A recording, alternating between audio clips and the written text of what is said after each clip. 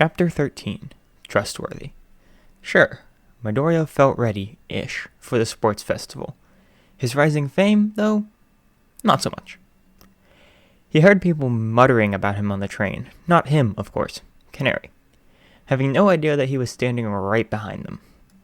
On his way to school, he often found himself walking alone up to the crossroads where Shinso would wait for him, or he would wait for Shinso.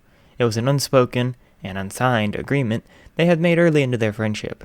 It was rare that he'd bump into Ida, because he always arrived too early for Shinso, and thus too early for Midoriya. That meant the only person he had the slightest chance of meeting at the train station was Uraraka. What he didn't expect was for her to be waiting for his train to arrive, standing nervously on the platform as he stepped out. "Hey, Midoriya," she called out, hurrying over to him with a big smile stretched across her face. He frowned and waved feebly in response as he began to walk out of the station with her. "So, how are you today?" she asked, weaving expertly around people in the crowd. Struggling to follow suit, Midoriya only gave her a thumbs up when they were free from the crowd of morning commuters. Good, good, she replied. They walked in silence for a while longer, which was nothing unusual. It was only when they were a good distance from the train station, when the road they were walking along was all but empty, that Uraraka finally spoke what seemed to be on her mind all the while.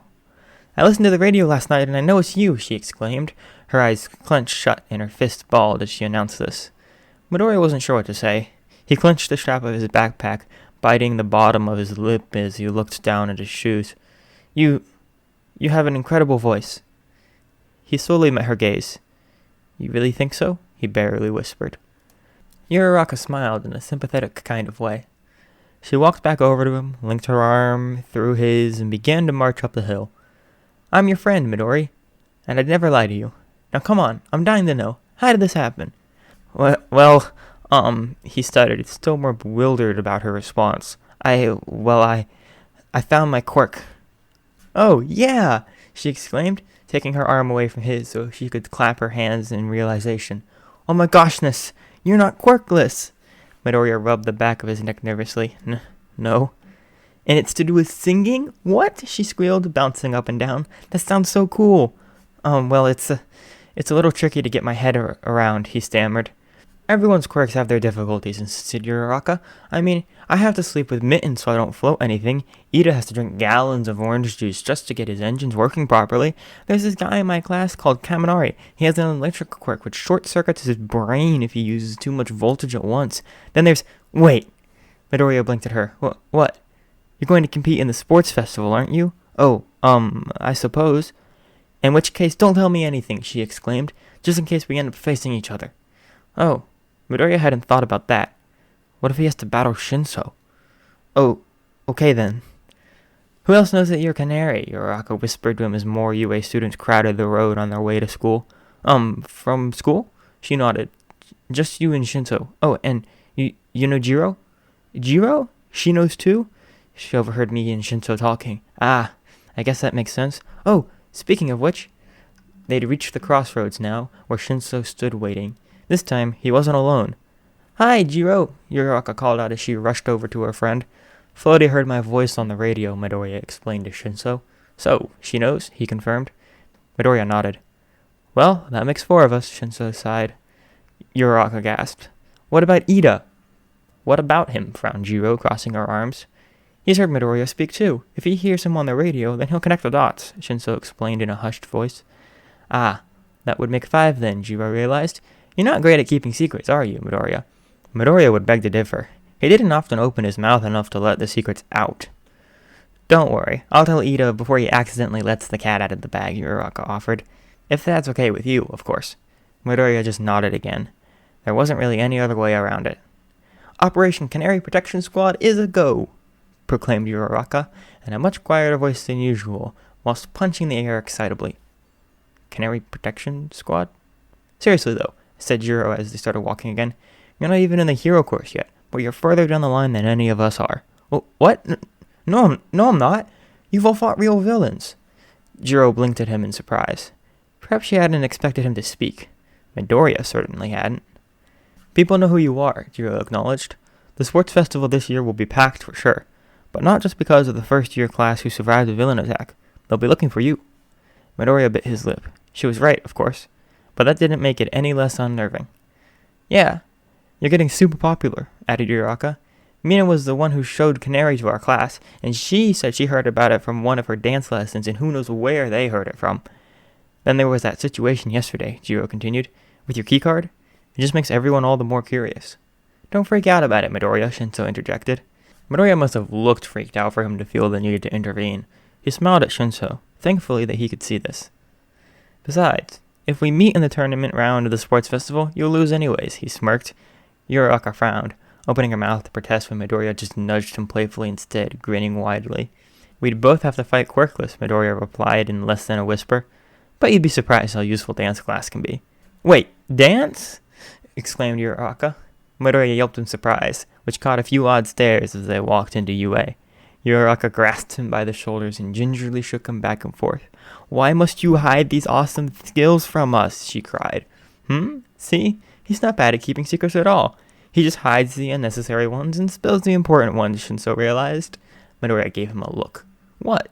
It's true. Speaking of secrets, said Jiro, did you leave the thing at home this time? She must be talking about the key card, Midoriya realized. So, he smiled and nodded as they reached the door to Class 1C. The girls' class was a little way down the hall. Good, Jiro nodded in satisfaction. We should go.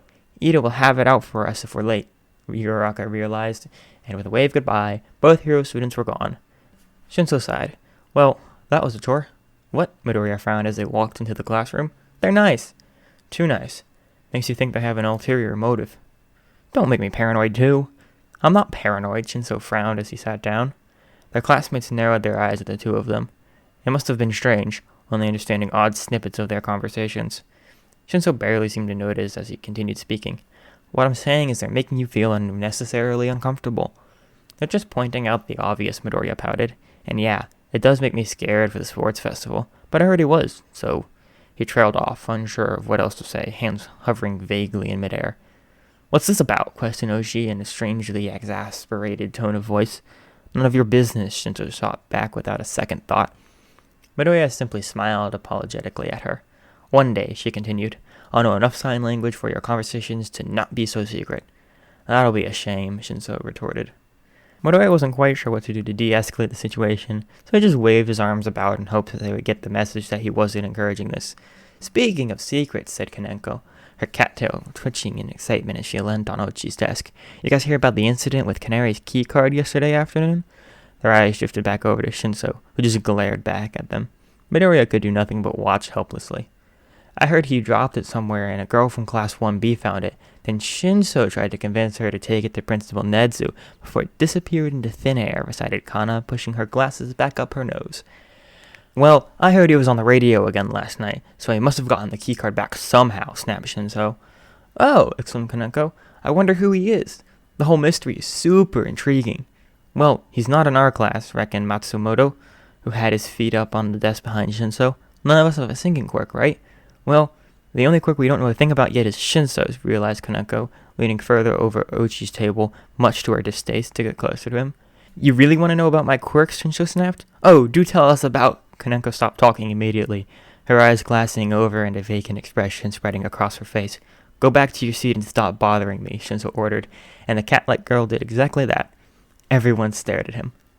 What the hell did you start at Tachibana? But President Mike slammed open the door before he could finish. Hello, my little listeners, he cried. How are we all today? He made absolutely no sign of acknowledging the anxious atmosphere. Let's take the register, shall we? Everyone nervously made their way to their seats, eyeing Shinso suspiciously as they went.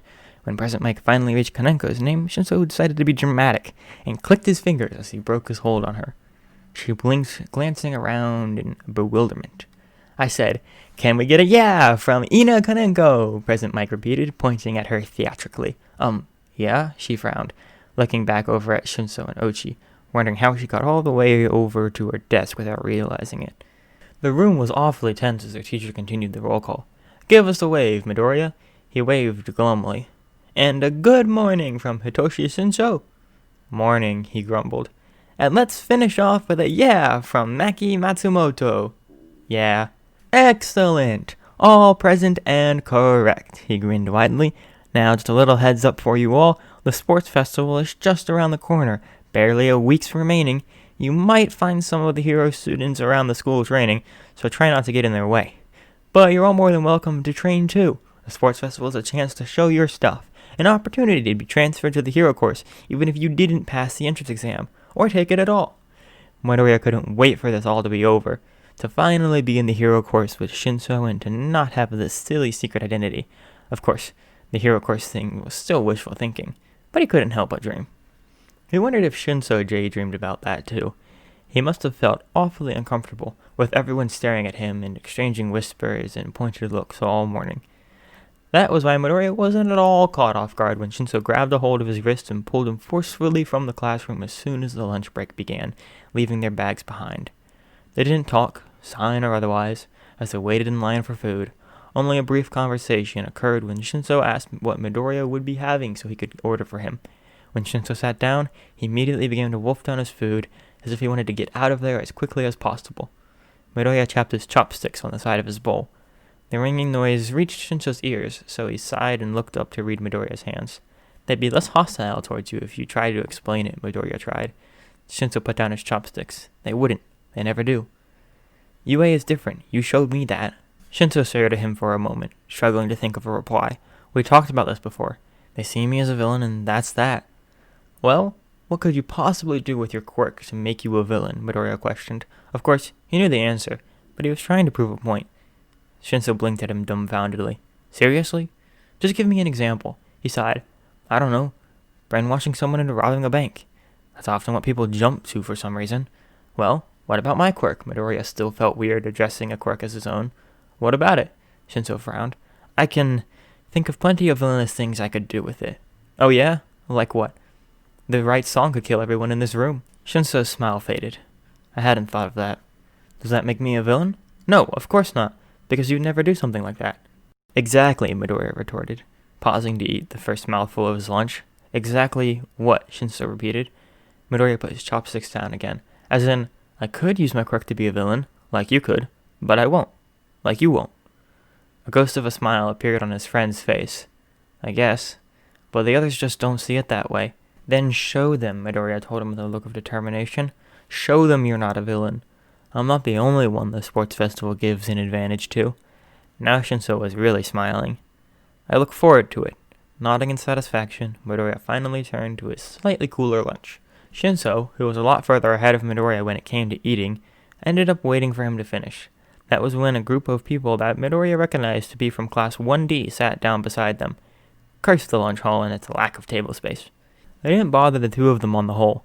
It was just awfully difficult to not eavesdrop on their conversations when Midoriya and Shinso couldn't have one themselves, especially when the topic swerved around to something that made Shinso suppress a wicked grin, and Midoriya wished he could sign and eat at the same time, so he could have finished a little earlier.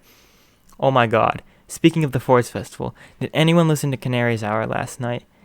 Midoriya and Shinso briefly exchanged glances. The real question is, who didn't? No, the real question is, how the hell is this related to the sports festival? Because Canary's competing in it? Duh. His singing, though. Shinso flicked a piece of his remaining rice at Midoriya, who just glared at him in response. Shinso's grin was getting harder for him to hide. I wonder what class he's in. Well, he's definitely not in ours. We've already had that conversation, remember? Hey, you guys are from 1C, right? Shinso turned to him to reply. Yeah? Well, do you think Canary's one of your lot? He could be a second year, was Shinso's answer, trying and failing to dodge the question. He's probably not, though, pointed out the girl who had brought the topic up in the first place. Why would you try and transfer to the hero course as a second year? UA probably wouldn't let them. Well, if he is one of ours, he hasn't said anything, Shinso said, now expertly avoiding the truth. What do you think about it all? And now they've turned to Midoriya. Midoriya's mute, Midoriya's savior, alternatively known as Shinso, snapped. Oh, sorry. And that was the end of that conversation. Shinso actually started laughing as he walked back to the classroom. Your face, was all he managed. Oh, shut up, Midoriya signed as aggressively as possible, but Shinso's smile was weirdly infectious. You're lucky the sports festival is not that far away, or else there's no way you'd keep your secret for long enough, Shinso laughed as he signed. Midoriya just crossed his arms as he plunged himself down in his seat amongst the various open notebooks. Fortunately, nothing Canary related. Shinso just laughed again. You think pouting's gonna help? Midoriya narrowed his eyes. You look like an angry bird. Offended, Midoriya reached behind him to try to playfully punch Shinso's shoulder, which again caught more than a few stares from their other classmates, but they didn't really care anymore. At least they had each other. I hereby initiate the very first meeting of the entire Midoriya Protection Squad, Uraraka exclaimed as Midoriya and Shinso reached the small group of hero students, consisting of Ida, Uraraka, and Jiro. You have no idea how hard it was to tell Ida your secret without him accidentally telling everyone else in the process, Jiro sighed. In my defense, your method of doing so was rather baffling, Ida protested, doing his little karate chops in the air as they began to walk. We only tried to get you in a quiet place where nobody would overhear, Uraraka retorted. It's not my fault I can hear whenever someone's coming our way, added Jiro. Well, I don't think our day was quite as eventful, admitted Shinso, although Midoriya silently disagreed. He lowered his voice a little more, although it's funny when people talk about Canary with the real Canary. Uraraka laughed loudly. Oh my gosh, that must be so weird. And the four of them continued to make fun of Midoriya the entire way to the train station. Apparently, he really did look like an angry little bird. Shinso didn't translate when Midoriya signed that angry little birds go for the eyes. Although, all the talk about Canary did eventually force Midoriya to put his headphones in on the way home in order to block it all out. The UA uniform did catch some looks, as Midoriya really didn't want to have to go through the struggle of explaining his muteness again. He prepared some notes on his phone ever since the incident with Mina, but he'd still rather avoid the situation. However, the problem with music in Midoriya was that ever since he discovered his quirk, once he started listening, he found it incredibly hard to stop. He just loved to listen to songs and theorize what abilities they could possibly produce. That was what led him to go for a wander after his train arrived. He felt awkward just pacing around his house listening to music. It was far easier to just delay his journey home instead.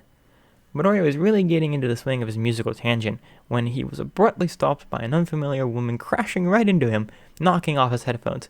I'm so sorry, she cried, scrambling to her feet and picking up the little drawstring bag she'd dropped in the process. Sorry, are you okay? Midoriya nodded and got up by himself.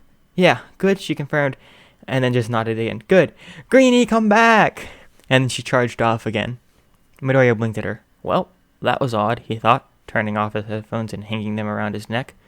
The woman was now standing underneath a tree by the side of the road, her hands cupped to hold the open drawstring bag as she called for whoever Greenie was, up the tree. Midoriya's curiosity got the better of him, and he jogged over to her side.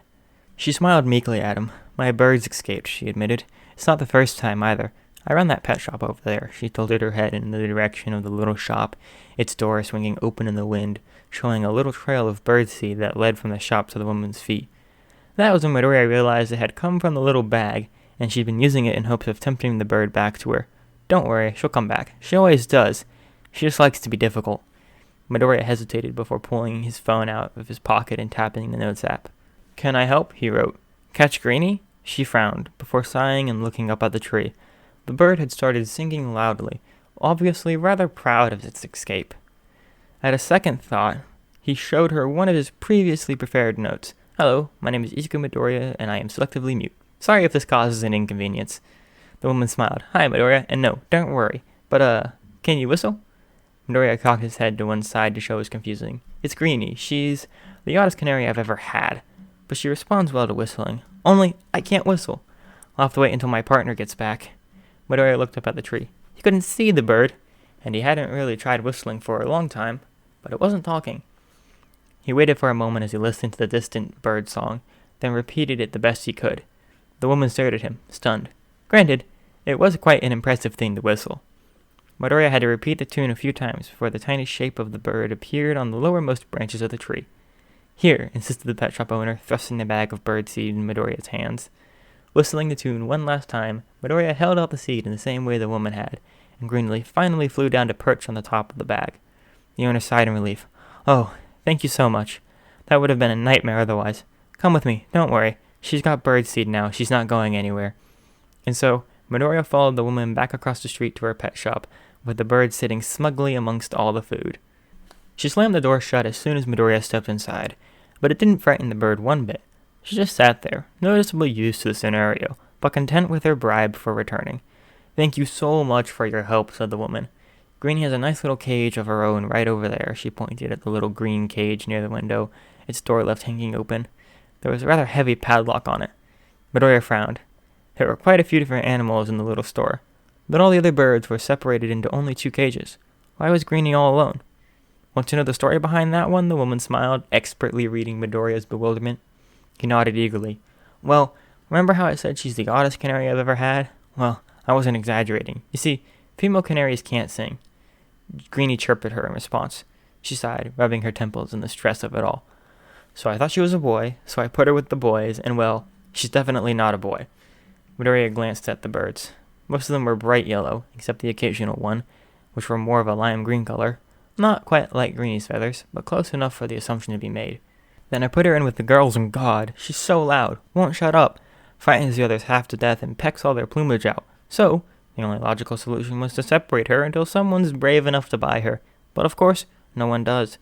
They either want girl canaries because they don't sing, or boys because they do. And sometimes people want more than one so they're not lonely. I always say that canaries don't mind not having companions, but they never listen. And you can't put Greenie in with another boy, obviously, and she just attracts the girls, she complained. Midoriya looked down at Greenie. She looked like the happiest bird on earth. Her entire body was concealed by the seed bag, which was definitely fuller to begin with, and only her head was sticking out, staring at Midoriya contemplatively. But the little bastard doesn't like the cage. Keeps somehow unlocking it by herself, hence the padlock. Would you believe it? She played dead, so I would open the cage to check on her, and she just took off. Well, I won't be falling for that trick again. You hear me, Greenie? She hurried over to the lone cage to open it, and Midoriya hesitantly placed her inside. She didn't move from the bag. Midoriya stepped back as the shop owner struggled to get Greenie out of the sack of birdseed.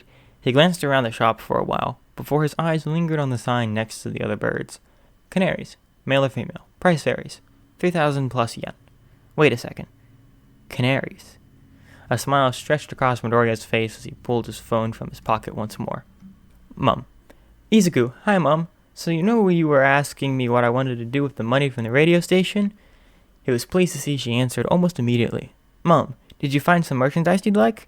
Because you can have whatever you want. It's your money. You don't need permission. Izuku, well, it's not exactly merchandise. Mum, you can get anything you want, sweetie. Izuku, then what's the rules with pets in our apartment? Mum, you want a pet? Izuku, it won't be much trouble, I promise. And I'll buy anything she needs and look after her and stuff. Mum, I don't know, Izuku. We can't have dogs or cats or anything large. Izuku, even canaries?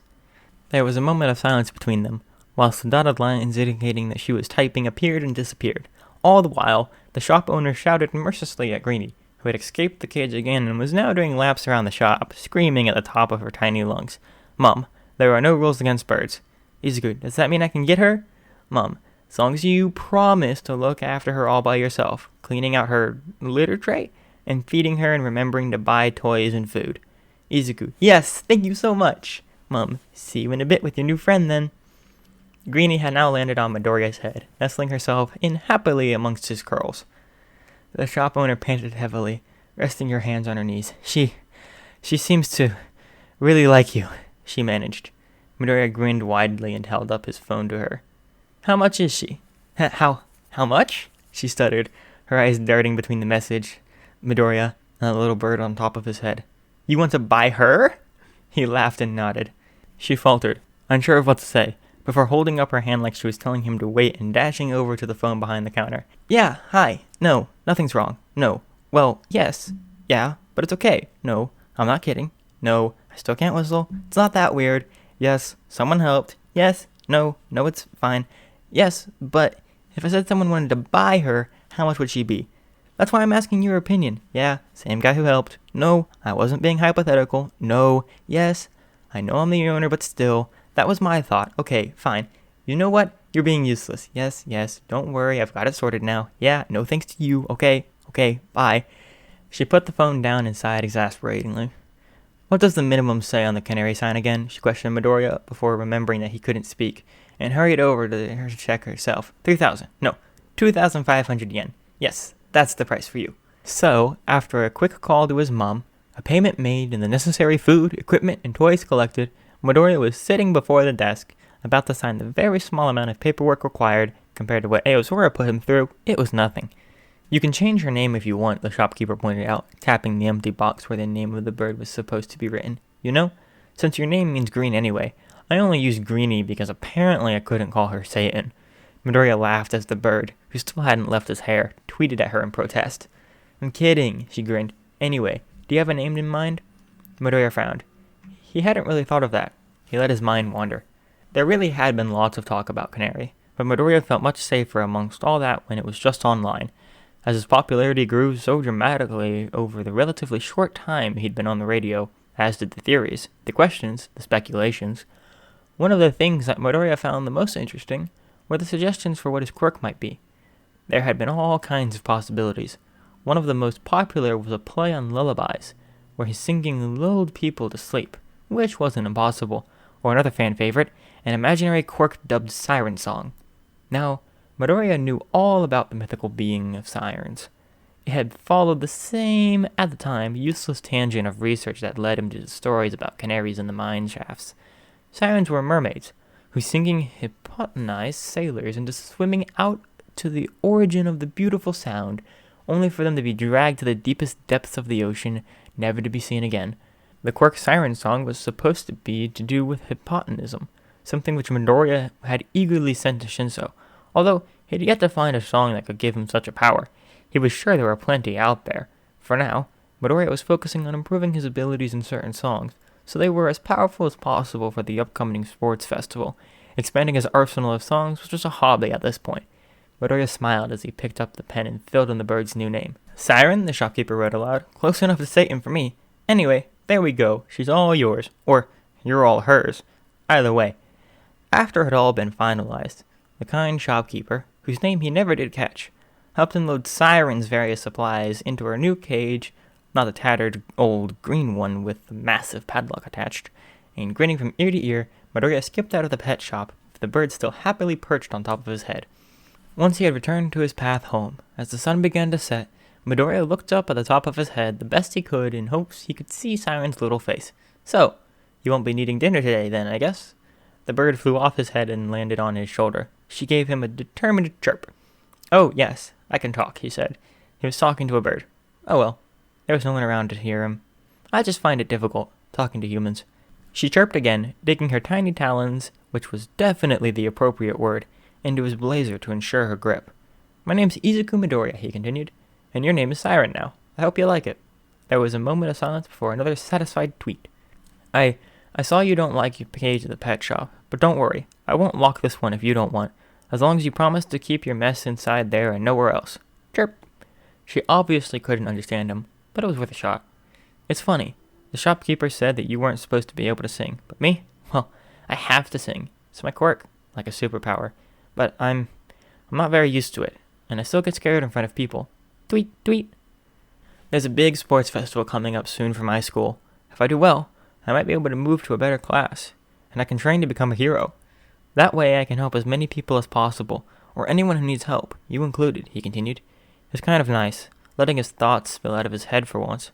If I become a hero, my name will be Canary. That's what people call me at the radio. I go there to help my confidence in speaking to people. Maybe one day you can come too. That would be funny. He walked up the stairs to his flat, whilst making sure the little bird didn't fall off. Now, my home is up here. I live with my mom. She's really nice. You'll like her. But you have to be nice to her back, or else we might have some trouble letting you stay. Oh, and keep your voice down overnight.